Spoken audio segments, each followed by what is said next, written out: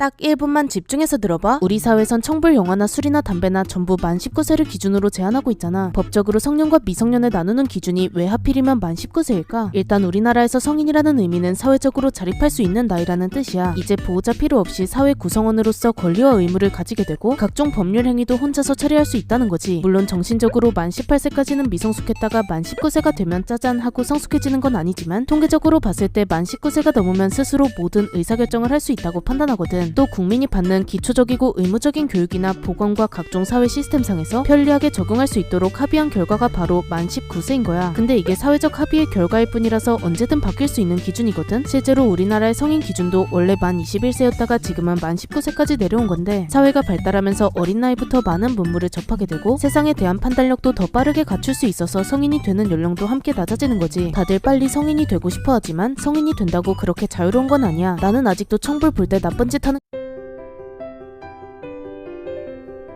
딱 1분만 집중해서 들어봐. 이제 가을이 돼서 딱 기분 좋게 산책하고 있을 때 신경을 거슬리게 하는 게 하나 있어. 바로 길거리 똥냄새의 주범인 은행인데, 이건 다른 열매와 다르게 왜 냄새가 심한 걸까? 또 왜 굳이 냄새나는 나무를 이렇게 많이 심어둔 걸까? 이게 과학적인 이유가 있더라고. 일단 열매들은 씨를 멀리까지 퍼뜨리기 위해 동물을 유혹할 만큼 맛이 좋은 게 보통이야. 하지만 은행은 고약한 냄새가 나잖아? 이건 은행이 열매가 아니라 종자이기 때문인데, 씨앗이 파괴되면 번식을 할 수가 없어서 동물들이 접근할 수 없도록 만드는 거지. 이래서 은행 껍질에 있는 빌로볼과 은행산이라는 물질이 천적으로부터 씨앗을 보호하기 위해 지독한 냄새를 풍기는 거야. 이것뿐만 아니라 은행을 맨손으로 만지면 접촉성 피부염이 생길 수도 있지. 그럼 이렇게 냄새도 별로고 피부에도 나쁜 걸 왜 이렇게 많이 심어둔 걸까? 이건 가로수의 수많은 조건 때문인데, 공기 정화도 잘해야 하고 빨리 자라야 하고 병충해도 강해야 하고 추위나 더위 강풍에도 무사해야 해. 그리고 보기에도 예뻐야 해서 아무 나무나 갖다 쓸 수가 없지. 근데 이 모든 조건을 갖춘 나무가 바로 은행나무라서 전국의 가로수 중 무려 20%를 은행나무가 차지하고 있어. 그니까 다들 발 조심하라.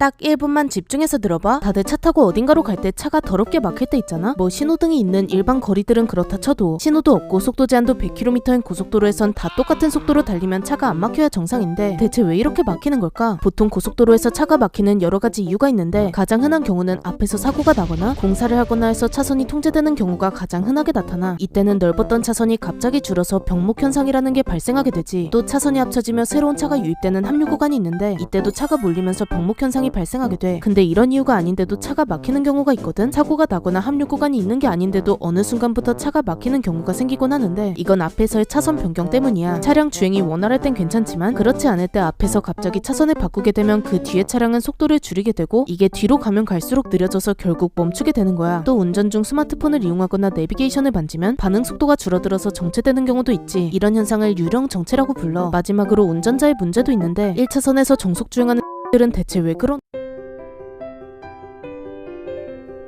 딱 1분만 집중해서 들어봐. 흔히 짬밥이라고 불리는 군대밥은 왜 맛이 없기로 유명할까? 좀 제대로 챙겨주면 좋은데 메뉴도 부실하고 맛도 최악이라고 하잖아. 이렇게 군대에선 식사의 질이 떨어지는 여러 가지 이유가 있는데, 먼저 가장 큰 이유는 예산 때문이야. 장병 1인당 한 끼에 배정된 금액이 3,000원이 채 안 됐었거든. 생각해보면 요즘 밖에서 3,000원으로 뭘 사 먹을 수 있겠어. 군대에선 한정된 예산으로 한 끼를 차려야 하고, 또 양은 부족하면 안 되니까 맛은 떨어질 수밖에 없지. 두 번째는 취사병이 요리를 하기 때문인데, 군대는 미대생이 연병장에 선을 그리고 수학과가 점수를 세는 곳이라서 음식점에서 알바를 해봤거나 식품 영양학과 출신이면 훌륭한 취사병으로 뽑히게 되지. 이렇게 비전문가가 모여서 전문가도 힘든 대량 조리를 하다 보면 퀄리티가 떨어질 수밖에 없어. 거기다 혹시라도 군인들이 배탈나면 안 되니까 보통 뭔가를 익힐 때 오버쿡을 하게 되는데, 이것도 맛을 떨어뜨리는 원인이지. 심지어 식재료도 충분하게 공급되는 게 아니라서 무슨 짜장 소스가 부족하면 고추장을 넣으면서 요리하고 있지. 이제 한 끼 금액이 3,300원 수준으로 올랐는데, 솔직히 인건비 안 들고 식재료 싸게 받고 메뉴도 마음대로 정하는 거면 이제 한솥보다는 맛있게 나와야.